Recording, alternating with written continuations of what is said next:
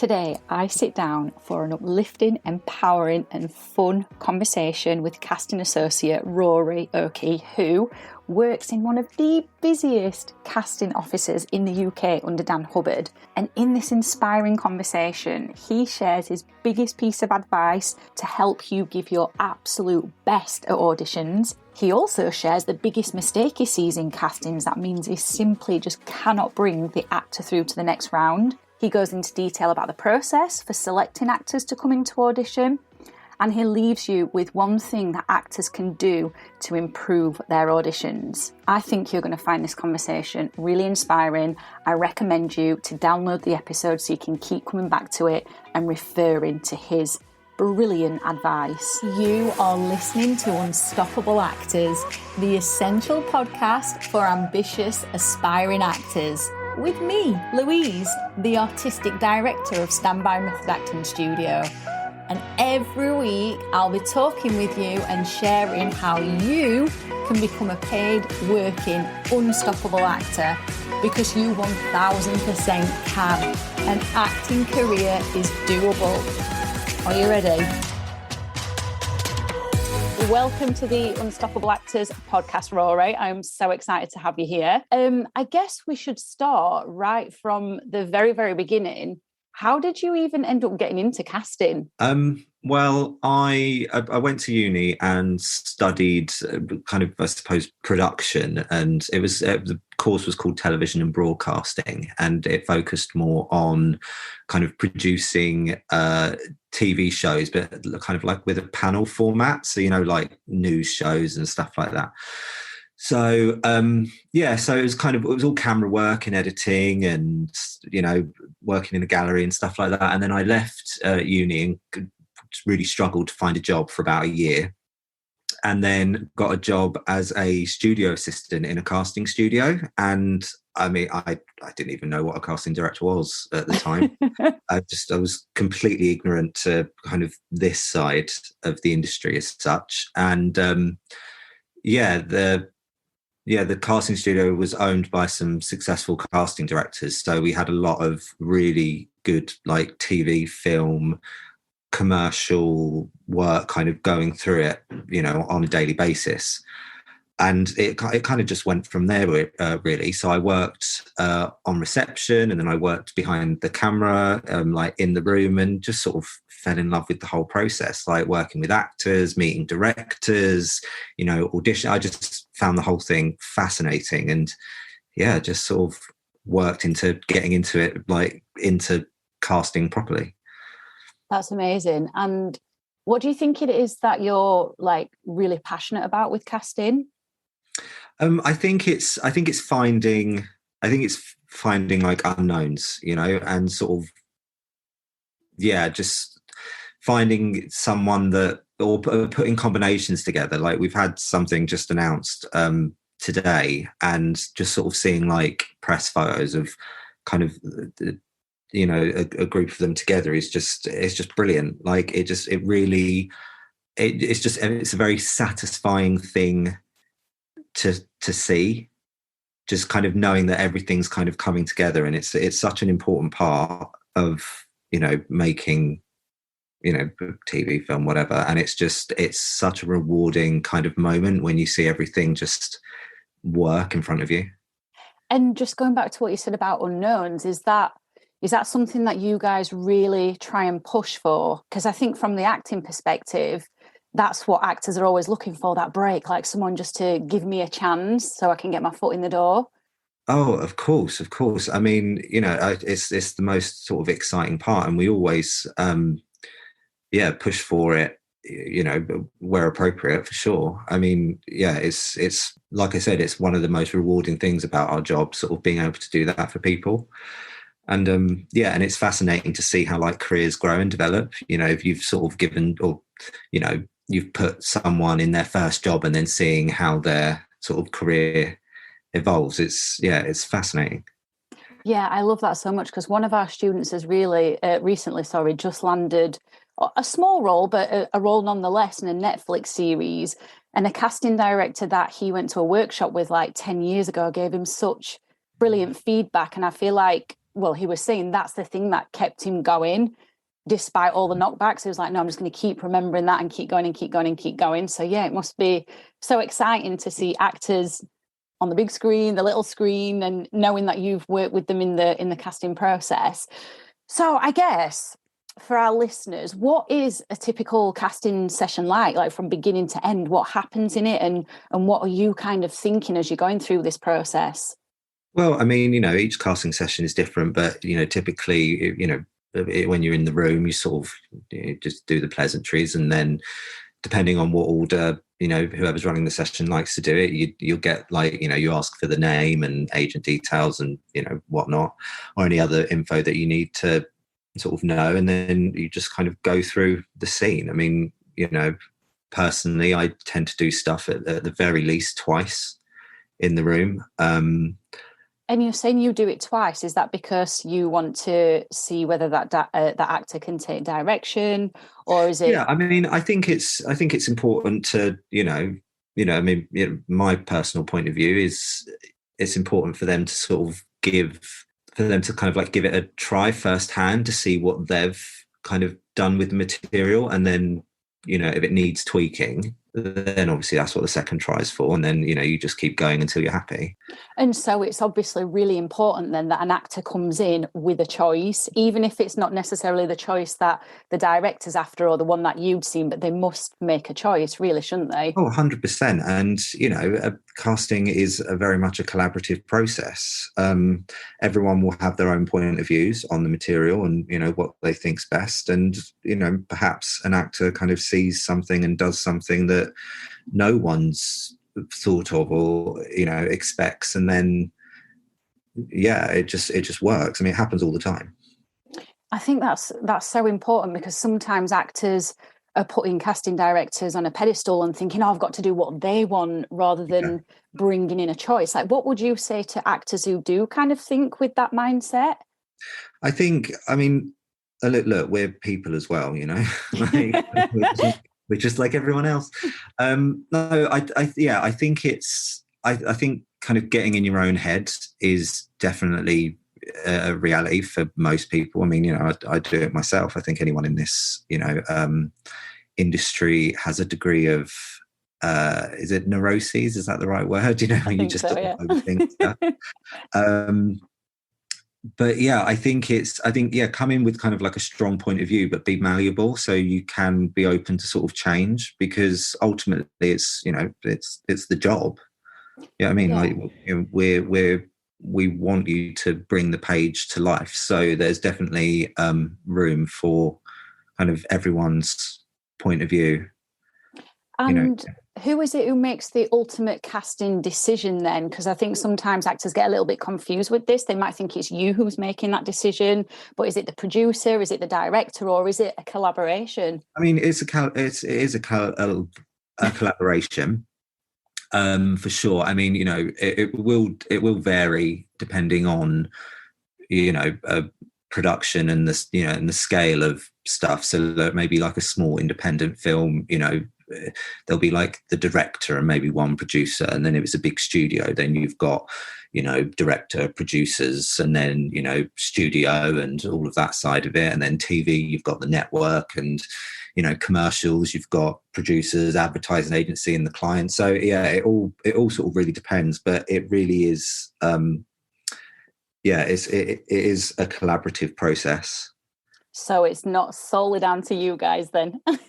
No, far from it. Kind of our job is to, I suppose, because we rarely sort of present, well, I don't think we ever, I don't think I've ever worked in an office where you present just one person. It's like, we've auditioned X amount, these are our shortlists, let's discuss them and make a decision from there. And what is it about these actors then that make the shortlist? Like, what have they done for you to go, do you know what, I'm going to bring this person through, this person, this person, this person, and present them to whoever's making the decision? I mean, I suppose it all varies. It depends on what you're kind of doing at the time. I mean, yeah, I don't think there's any sort of one thing that you can isolate to be like, this is what guarantees you, a spot. It's it is very situational. So, you know, each time is completely different. It's like, I wish I could sort of be like, this is it and this is what guarantees, but you know, it's just not the case. It must be something about those actors though, that they've got an edge, or they've maybe brought something a bit outside the box to it, as well as obviously looking like what the character brief is, I imagine. Yeah, I mean, I suppose in terms of like performance, there is, you know, I think, you know, some people can kind of bring performances alive, and I think when someone really embodies like a character, and because I saw an interview that Emily Blunt done. I can't remember when, it just popped up on, I think it was Facebook or something, but she mentioned something about being able to empathize with the character, and just being, and kind of that, you know, that sort of point of view when gauging her kind of performances, sort of just trying to put herself kind of in that mindset. And I think that's quite interesting, that, you know, when an actor shows like true empathy to kind of the part, and you really believe what they're doing, and there's real nuance in performances. So it's not just, you know, I need to learn my lines and I need to do it. It's that it's like a full, it's like a full picture, if that makes sense. Have you seen the casting on YouTube that Rachel McAdams did for Notebook? No, I haven't. Oh my God, you should watch it. It's amazing. Yeah, I'll look that up. Yeah, when you were talking about embodying the character, she's literally living through every single moment of it, and she takes you through this big emotional journey in such and I really think you can tell. I really think that there are sort of moments where you just believe everything that you're watching, and I think that's really special. And I think I think everyone will agree on that. And is that what you want, you know, when you're sitting in the room, you want to kind of forget that I'm actually auditioning these people. I want to be taken on this journey. I want to get sucked into this character's life. Yeah, for sure. I mean, I think that's, I don't think it just applies to auditions. I think when I watch anything on TV or film or anything, you kind of want to forget that you're watching someone acting. You just want to, you know, be consumed by the story and just, be taken along with it. Yeah, and absolutely. I think that applies to everything when it comes to performing, you know, TV, film, theatre, all of it. All the art forms. Well, so what is the process then of actually bringing an actor into the room? Is it that, you know, you've got this character brief, and is there a particular look that you're looking for? So do you go to headshots first and then maybe look at the showreel to see what their ability's like, or is it something completely different? I mean, it all depends, really. I mean, you know, we all use Spotlight. So, a lot of, you know, some casting directors, we all use social media, you know, for kind of like the street casting, finding people that aren't necessarily, you know, actors on Spotlight. I suppose kind of the first thing you sort of look for. I mean, it all depends on the role, because sometimes a role, it doesn't matter, you know, what people look like or what gender they are, and it can be really fluid.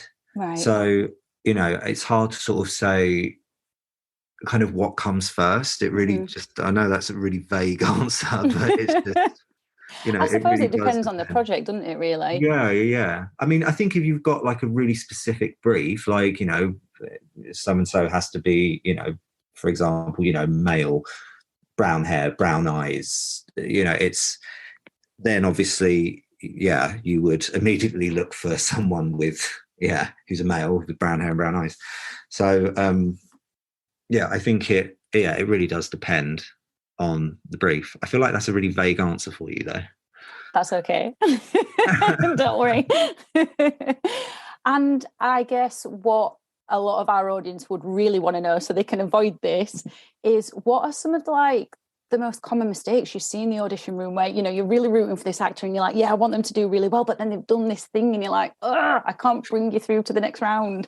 I think it's kind of what I said before about sort of, you know, being in your own head too much and being super self-critical. Like, I'm always very much, you know, let's just give it a go. So don't kind of like stop yourself halfway through and be like, oh no, do you know what I mean? Let's just try it. And then work from there. I think there's a pressure that some actors put on themselves to get everything right the first time, and I think it's really unnecessary because, like I said, it's very much a collaborative process. No one expects you to be perfect. Ultimately, we want everyone to do well because it means we're doing our jobs properly. So I think it's. I think it's, obviously everyone gets nervous and that's to be expected and, fine. But I think it's the kind of like overthinking it and just kind of getting to a point where you're sort of freaking yourself out about stuff. Absolutely. This is the thing I talk about all the time in the classes with our students is when you're doing that, you're actually moving away from that pure imagination and then you can't embody that role because now it's becoming about you and your worries. And of course, like perfectionism doesn't even exist in art anyway, does it? It's always evolving. So, I think. Well, yeah, exactly. And everything's so subjective. Yeah. It's not like it's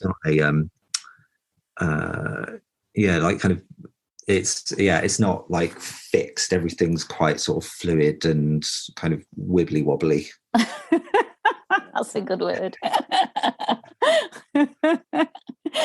And because you work in like such a big casting office, for those people who don't know, you work with Dan Hubbard. Yeah. That's obviously a very busy office. So what is a typical day like for the Dan Hubbard office, for yourself?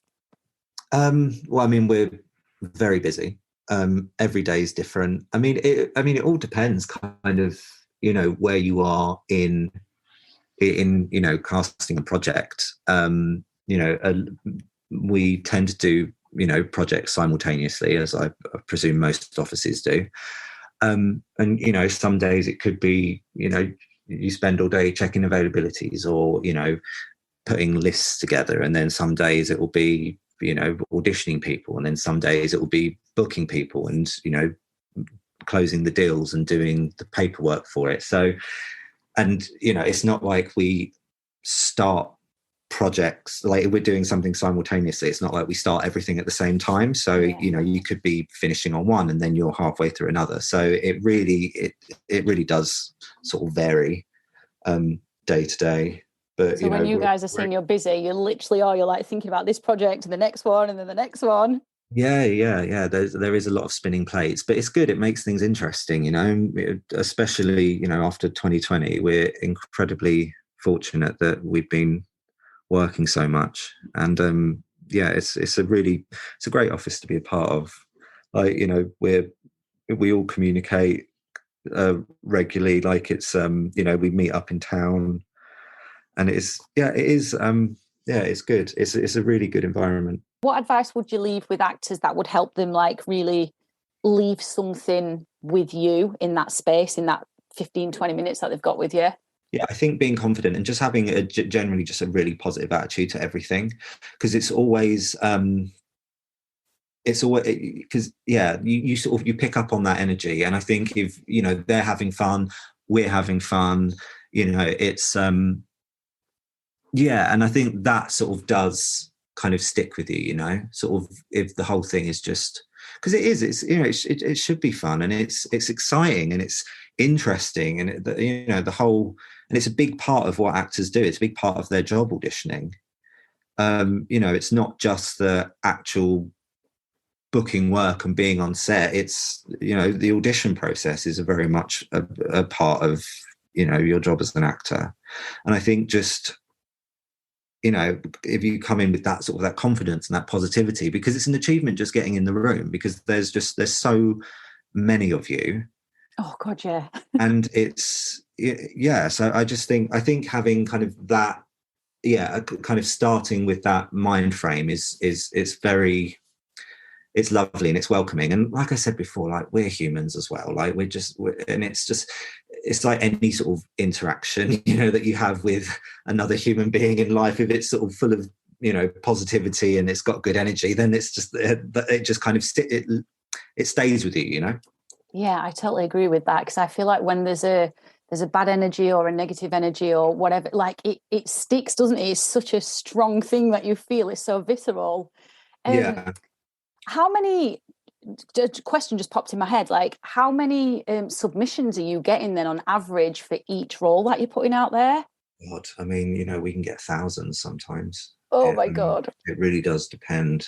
But yeah, I mean, definitely in the hundreds, and then sometimes in the thousands. But yeah, definitely in the hundreds per role. Easy. How do you even get through like 1,000 submissions per role? Spotlight's quite good. Like you can, they sort of the way they sort of display stuff is really useful because you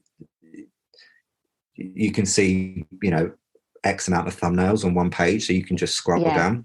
So yeah, Spotlight are good in how they lay it out. It does sort of, I mean, it takes a bit of time, but you do eventually sort of get through it. It's not like it's not like it's one page at a time.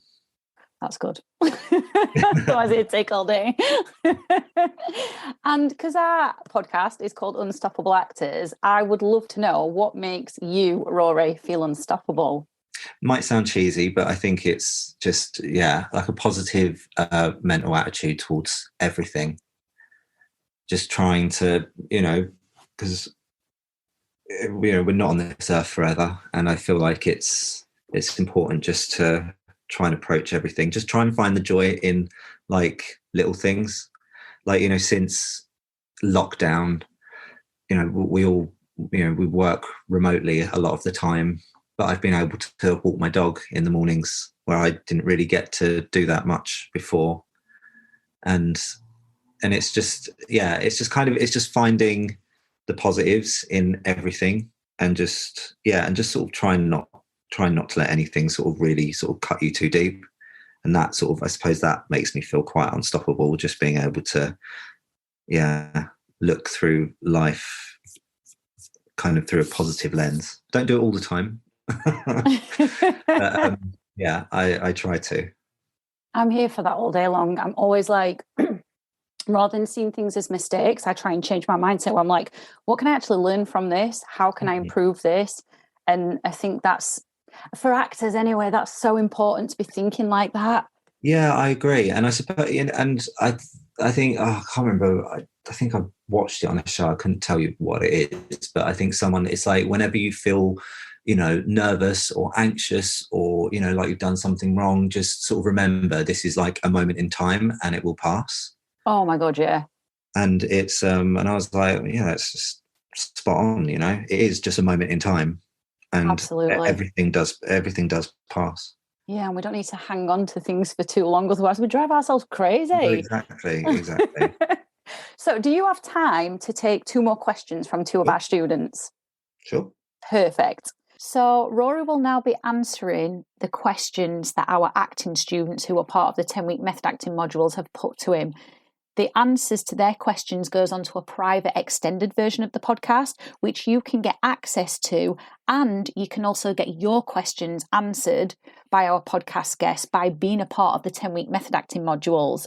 Auditions for this acclaimed method acting training program are being held on Sunday the 12th of December. So all you need to do is click the link below to apply to not only receive this powerful method acting training that will transform your acting career, but also to get exclusive bonuses and your questions answered directly from the casting directors who are part of the Unstoppable Actors podcast. So that link is below the podcast. Click it now to apply for a place on the 10-week method acting modules. Thank you so much for your time. Thank you so much for answering all these questions. I just know it's going to be so useful and so inspiring for our audience, and I've really loved chatting with you. Thank you. Well, it's been a pleasure. Thanks for having me. You're welcome. I have absolutely loved hanging out with you, and I really hope you enjoyed this episode of Unstoppable Actors, the essential podcast for ambitious, aspiring actors. Now, if you did, I'd really love you to subscribe so you never miss an episode, and leave a review. And if you would like weekly injections of inspiration, you'd like mini method acting challenges to keep you making progress with your dreams, come and join the most supportive acting community online by clicking the link in the notes to help you become an unstoppable actor.